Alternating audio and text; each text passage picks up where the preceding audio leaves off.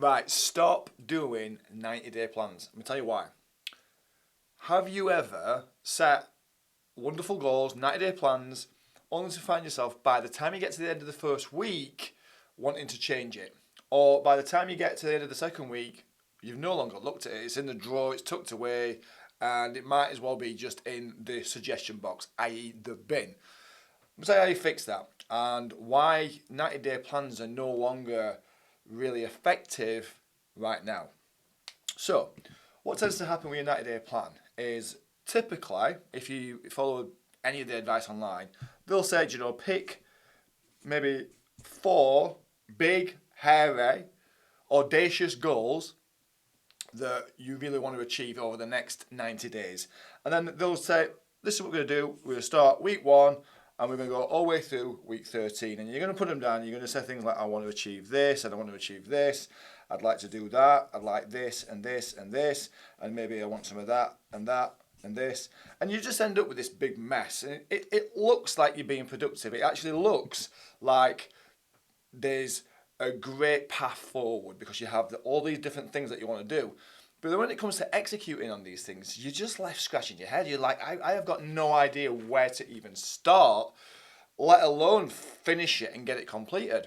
So with 90-day plans, it used to be good because it was start with a year, pick a year, and put down all the goals that you want to achieve this year. Then break them down into these 90-day windows, these 13-week windows that you can then start to chip off a bit at a time. And by the end, you get to the end of the year, you've hit your goals. And you will achieve more than not having it. At the end of the day, if you've got a goal to do something, you will always do more than not having it at all because you'll stay focused somewhat.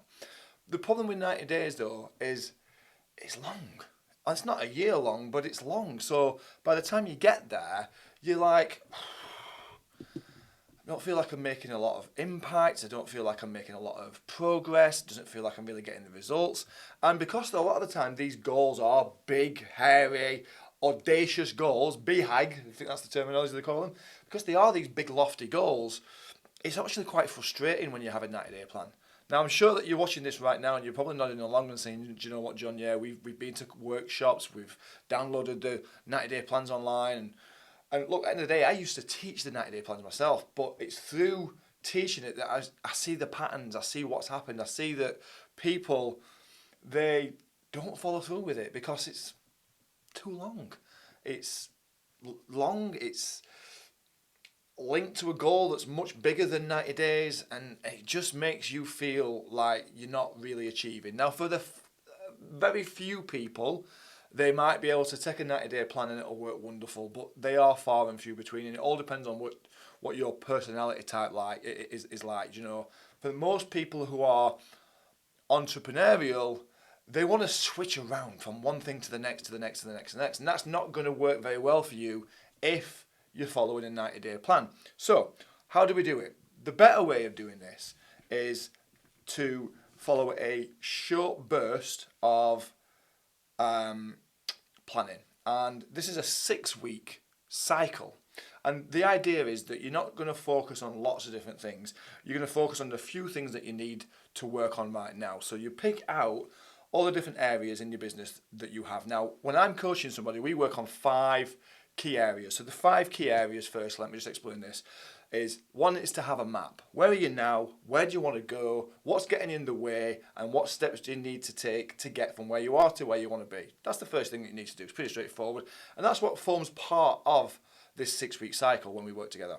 The second thing that we look at is what's the offer? What's the product? Is it something that people actually want? Because people don't buy the things they need. People buy the things that they want. So you're going to learn to meet people where they are. And then once you've got them into your world, you can then educate them about the things that they need.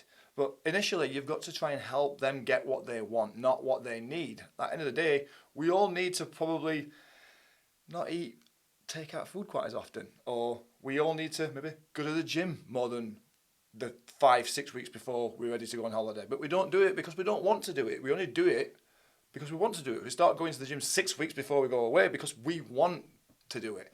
So we need to learn to meet people where they are. And we're going to look at your product. not 15 different ones, not 31 different flavours of Baskin Robbins.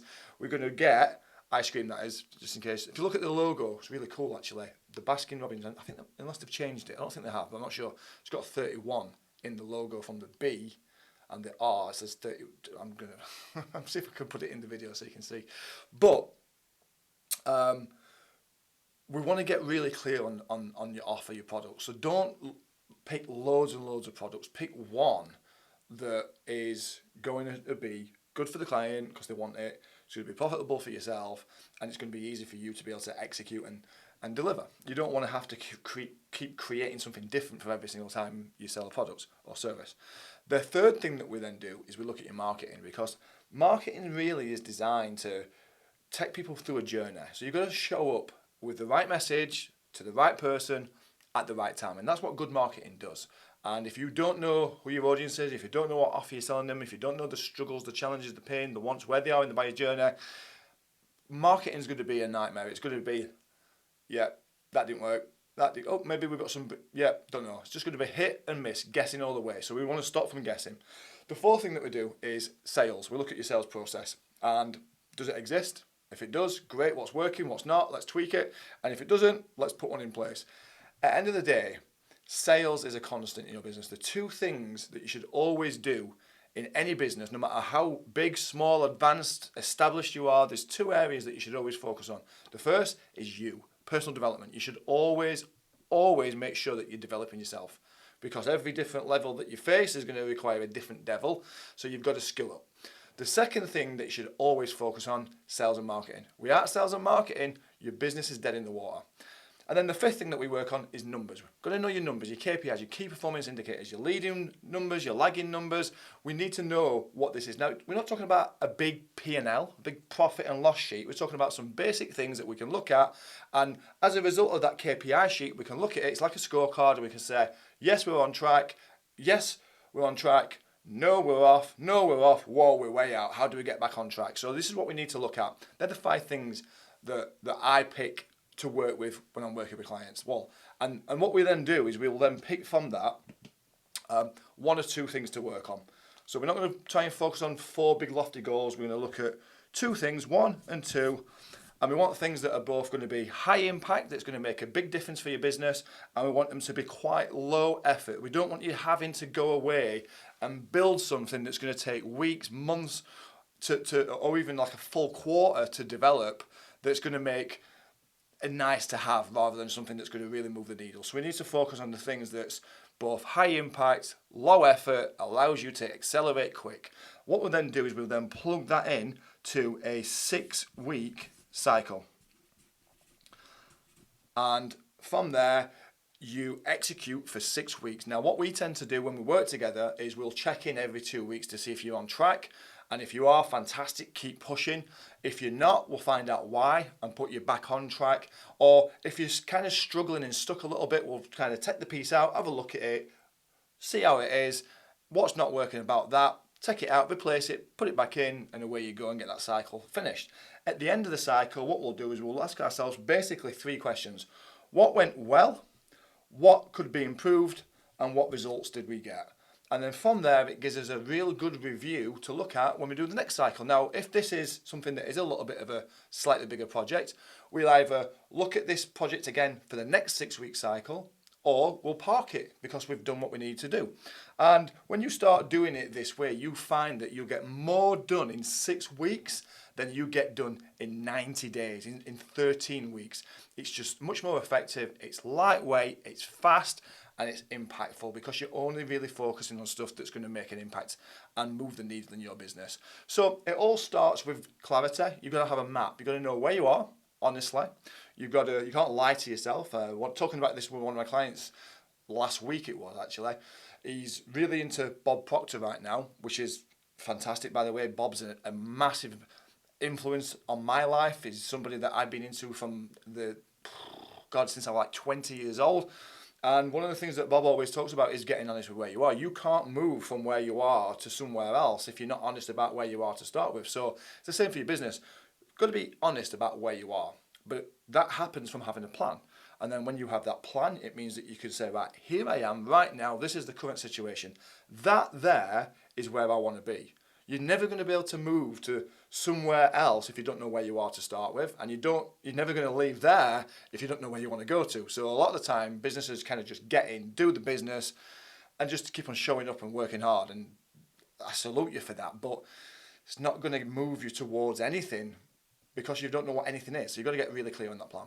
So if you feel like this is something that could work for yourselves, book a call in. We'll have a quick chat. We'll find out where you are right now, part of the map, where you want to go, what's working, what's not, can we fix it, and what other steps do you need to take to be able to get there. And then we can look at what a 6-week cycle looks like for yourself.